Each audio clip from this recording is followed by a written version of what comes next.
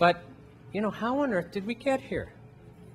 You know, because we're told that, you know, we've got a social contract with the government, right? I mean, that's what you phone the government of Canada, look on their websites. Their justification for their representation of us is we as a people, we've got a social contract, we elect our representatives, and they represent us. But none of us have agreed to have our right to decide how we're going to nourish ourselves or our kids taken away. None of us have agreed to have our right to decide how we're going to deal with the health crisis in our family taken away.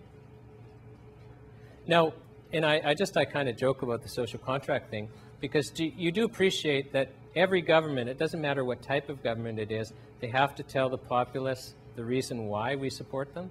So, you know, back in old times when we had monarchs, the monarchs would say, well, God appointed us. So it's by the grace of God, and you're going against God's will. You see, that was just the justification, and now the justification is social contract. So, but we can't opt out of the contract. That's the beautiful thing. I mean, I say that facetiously. So, and we're never asked. So, you know, how did we get here?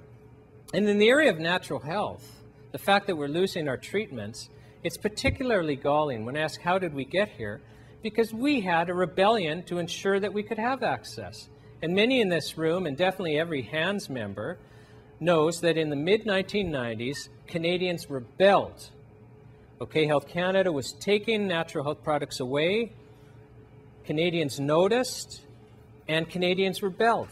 And we rebelled writ large. We had rallies, we wrote letters, we phoned calls, we met with MPs, we signed petitions. A parliamentary aide of the MP who filed that petition in Parliament, the Don't Treat Our Foods as Drug petition, he told me that more Canadians signed that petition than any petition in Canadian history. But think about what that means. That means, from a citizen perspective, at least measured by petitions, no single issue had Canadians clearly illustrated and communicated their will than on that petition. And there was so much public pressure, the Minister of Health, Alan Rock, he was bringing in cost recovery regulations, he had to back off. And he asked the Standing Committee of Health, you tell us, the government, how we should regulate natural health products. And the same parliamentary aide who told me about the petition said the Standing Committee on Health held such wide consultations that he believed it was the most consultative process of any standing committee in our history. And everyone agrees. Health Canada agrees, the government agrees, every group involved, the Standing Committee of Health agrees. The message from Canadians was simple. We want increased access. Key word there, increased. We didn't want the same access. We wanted more access. Okay, the message was clear. In theory, we're in a democracy here, right? Well, actually, read our Constitution. It's an elected autocracy, but I digress. So, do you know, in the United States, they had the same citizen rebellion, but it preceded ours by a couple of years. So the FDA there was driving products off the market. The citizens rebelled. It was the exact same message. We want increased access. So what does the United States government do? They deem what we call natural health products, by law, they're foods. Did you know that? By law, they're foods. By law, they're deemed to be safe. So their Congress, their Senate looked at what we call natural health products. They said these things are so incredibly safe that by law we're deeming them safe, and the FDA can only take one off the market if the FDA has actual evidence of harm. Oh, well, but you can see how that would increase access, don't you? And what happened? They have more access. So we have the same rebellion, the exact same message. What happens? Do we deem ours as food? Oh, no. We come out with natural health product regulations, and ours are drugs. Are ours deemed to be safe? No, by law they're deemed to be illegal. If you do nothing, your product has to be taken off the market. You have to prove to Health Canada it's safe. Now that sounds really great. It's funny, I was lecturing in Aurora last week, and I was approached by a manufacturer who they failed to get a license for their product because they couldn't prove it was safe. Do you want to know what the product was? Parsley. But you know, I understand. How could you prove to Health Canada parsley's safe because nobody's looked into whether it's safe, right? Like, who would have done a study, right? But it was just, it's kind of mind-boggling, and you have to prove that it's effective. And as good as that sounds, the reality is, in my estimation, we're going to lose 3/4 of the products that we had access to, and innovative products are going to drop off the market. So it's going to lead to dramatically reduced access over what we had before.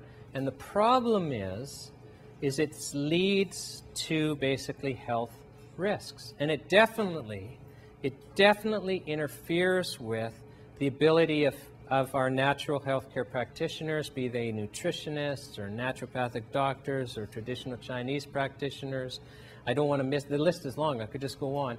But it's interfering with their ability to treat their patients. I mean, how many of you have heard about the Marigold Pharmacy raid now about 6 months ago? So they're on Courtney Island, and you know, a Health Canada inspector shows up with a College of Pharmacy inspector, and the Health Canada guy kind of just pokes around. But the next week, Health Canada shows up, and I guess this is a hint of any store owners that you have a problem. When Health Canada shows up with a budget rental truck, that's bad, okay? That's bad. 4 inspectors, 2 police officers, I forget how many from the College of Pharmacists. They're there all day. Marigold told me that their cost, so not the retail value, their cost was $140,000 of seized products. It's now almost 6 months ago, no court, no forfeiture proceedings. I expect Health Canada will just wait until it's clearly expired and then request that they consent to its destruction. That's the game they always play. So, but what's tragic is these were primarily small batches that they were compounding for natural practitioners. So even at the pharmacy, there's a clinic with naturopathic doctors and the like. And what it did was it interfered with the ability of those doctors to treat their patients. And that's one of the problems with these Health Canada raids, is it's all fine and good to say, well, your products don't have expiry dates, or whatever the reason is, but they don't ask the question, well, when I take these away, what's the health consequence to those who rely on them? I mean, you saw in the film the naturopathic doctor Eldon Dahl, who, you know, his wife answers the door and the officer's got a gun pointed at her and they come in. Health Canada had a search warrant, so they've got the Calgary police there. I had his family write out for me what their experience was. And do you know how his daughter learned the police were in the house? She heard her mother begging the police to stop pointing their guns at her. So can you imagine? And the police were there. The family was held by the police in their living room for 11 hours while Health Canada went through everything, bedroom, everything. And if you had to go to the bathroom, the officer escorted you to the bathroom, waited outside the door for you to finish, and escorted you back to the living room. And this is over natural health products. Now, in all fairness, one of the reasons why Health Canada just, you know, had a bee in their bonnet over Dr. Dahl is some of his products, according to Health Canada, are prescription, and that, or they had prescription ingredients. And that kind of, sometimes when I say that, people get alarmed. Well, first of all, none of them are prescription in the United States, just so we can, you know, get a risk comparison.